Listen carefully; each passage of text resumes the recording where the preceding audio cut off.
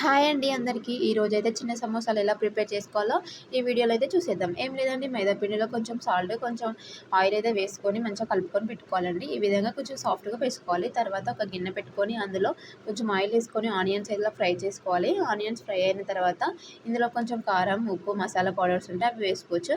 అవి వేసుకున్న తర్వాత చపాతీ పిండిని ఈ విధంగా చిన్న చిన్న ముద్దలు చేసుకొని ఈ విధంగా అయితే చపాతీ అనేది చేసుకోవాలన్నమాట. చాలా అంటే చాలా పలుచగా చేసుకోవాలి.